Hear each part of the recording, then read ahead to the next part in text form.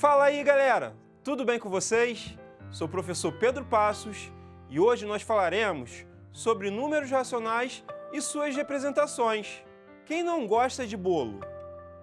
Vamos acompanhar uma história. Durante o inverno, a temperatura em uma cidade do sul registrava uma temperatura de menos 2 graus Celsius. E para espantar o frio, uma família resolveu fazer um bolo de chocolate com castanhas. Após uma pesquisa na internet, encontraram a seguinte receita: meio quilo de farinha de trigo, 4 ovos, 1/3 de xícara de chocolate em pó, 1 colher de sopa de fermento, 1/4 de litro de água, 3/4 de litro de leite, 1,5 copo de açúcar e 0,100 kg de castanhas picadas. O que vocês acham que tem em comum nessa receita de bolo? Vamos ver. Todos os números citados são números racionais. Temos os números naturais, 1 e 4. Lembrando que os números naturais são aqueles utilizados para contagem. Ele é representado pela letra N. Temos também o conjunto dos números inteiros, onde tem um número negativo. Ele é representado pela letra Z. Você sabia que a letra Z vem do alemão Zahl, que significa número? Temos também um conjunto chamado de números racionais, que é representado pela letra Q. Observem que na parte dos números racionais entraram as frações 1/3, 1/4, 1/2, 3/4, um número misto, 1 inteiro e 1/2, e um número com vírgula, 0,100. Agora eu vou explicar o motivo da letra Q para representar os números racionais. Q significa quociente, que é o resultado de uma divisão. E divisão lembra o quê? Fração. E números racionais lembra o quê? Razão. Tudo conectado.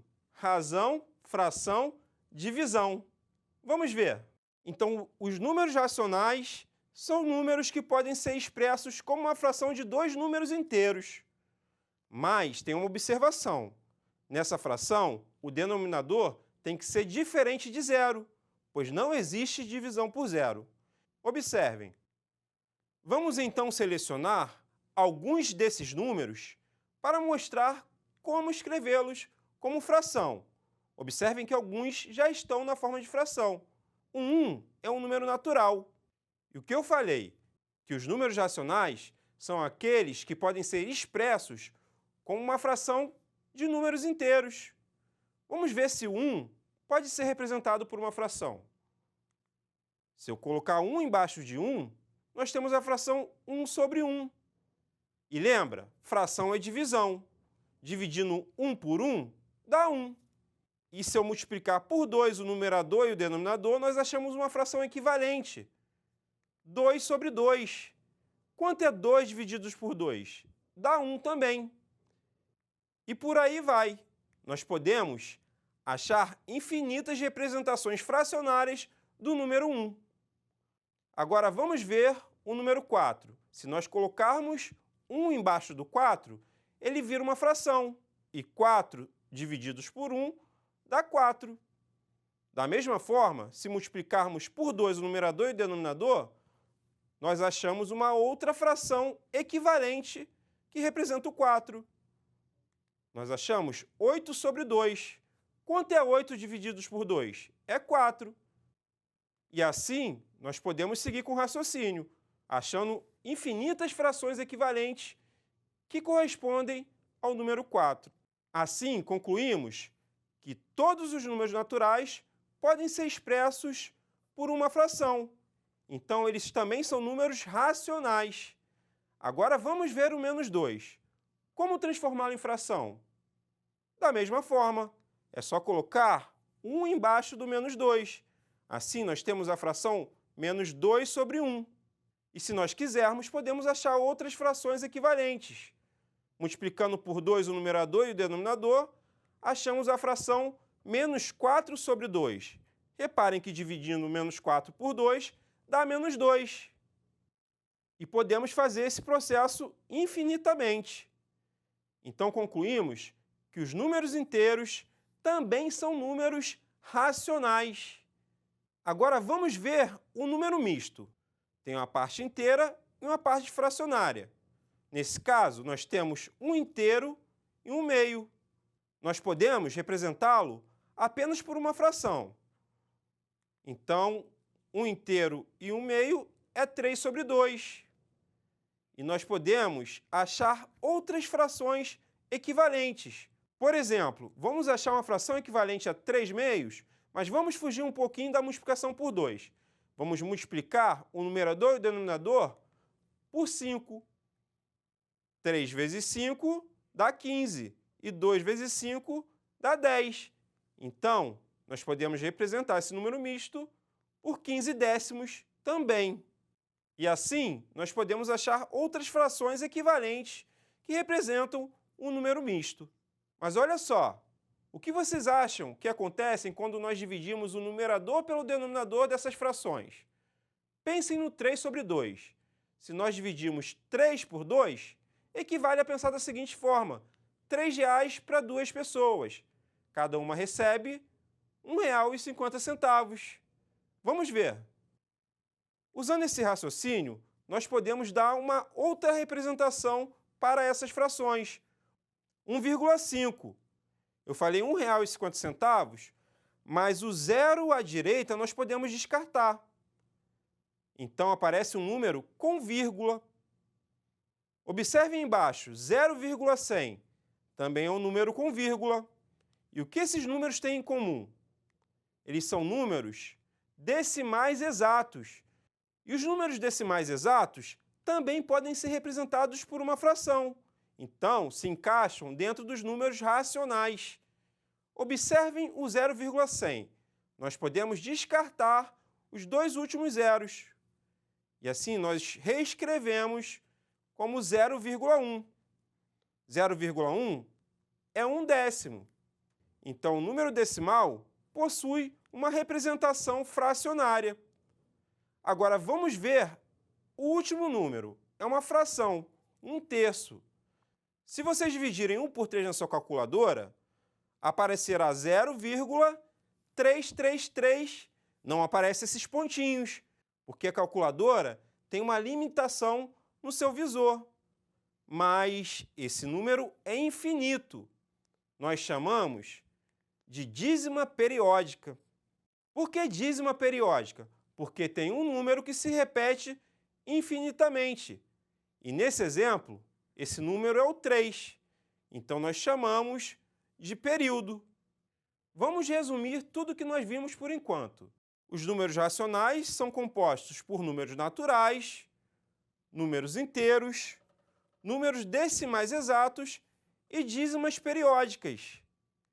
Os números decimais exatos são finitos e as dízimas periódicas são números decimais infinitos e periódicos, ou seja, tem um número que se repete infinitamente seguindo um padrão. Todos esses são os números racionais. Agora vamos ver como converter uma fração em número decimal. É só dividir o numerador pelo denominador. Então vamos dividir 7 por 2. Fazendo essa divisão, encontramos 3, pois 3 vezes 2 dá 6. É o que mais se aproxima de 7. E fazendo a subtração 7 menos 6, encontramos o resto 1. Para continuar essa divisão, nós podemos colocar um zero à direita do 1 e uma vírgula no quociente, ao lado do 3. Agora nós podemos dividir 10 por 2, que dá 5, pois 5 vezes 2 dá 10. E fazendo a subtração, 10 menos 10, encontramos o resto 0. E assim, a representação de 7 meios na forma decimal é igual a 3,5, e é um número decimal exato, pois é finito. Agora vamos ver menos 3/8. Vamos dividir 3 por 8. Vamos desconsiderar o sinal de menos, mas no final a gente volta com ele. Observem, não dá para dividir 3 por 8 direto. Nós temos que tornar o 3 maior do que 8. Mas como assim, professor Pedro? Coloca um zero ao lado do 3 e um zero com a vírgula no quociente. Agora dá para dividir. Dividindo 30 por 8, nós encontramos 3, pois 3 vezes 8 dá 24. Se eu fizesse 4 vezes 8, passaria, dá 32. Então, o número correto é o 3. Então, fazendo a subtração 30 menos 24, nós temos o resto 6. E para continuar essa divisão, nós podemos colocar um zero, mas agora a gente não mexe mais no quociente. 60 divididos por 8 dá 7, pois 7 vezes 8 é 56, e é o que mais se aproxima do 60 sem passar. E fazendo a subtração 60 menos 56, dá 4. Será que dá para continuar? Vamos ver. Vamos colocar outro zero. 40 dividido por 8 dá 5, e 5 vezes 8 dá 40. Então, aí, subtraindo, dá 0. Agora a gente encerrou a conta. E a representação de menos 3/8 na forma decimal é igual a menos 0,375, ou menos 375 milésimos, que é o número decimal exato. Agora vamos ver mais um exemplo. 50 sobre 11. 50 divididos por 11 dá 4. 4 vezes 11 é 44. E subtraindo, nós encontramos 6. Colocando um zero e uma vírgula para continuar essa conta, nós fazemos 60 dividido por 11, que dá 5, pois 5 vezes 11 é 55. Vamos subtrair. 60 menos 55 dá 5. Nós podemos continuar colocando zero. Então, colocando zero, temos 50 divididos por 11, que dá 4. Mas a gente já fez isso, não é verdade? 4 vezes 11 dá 44. E fazendo 50 menos 44, achamos 6. Se botarmos um zero, vamos dividir 60 por 11, que dá 5. Nós já fizemos essa conta. As coisas estão se repetindo.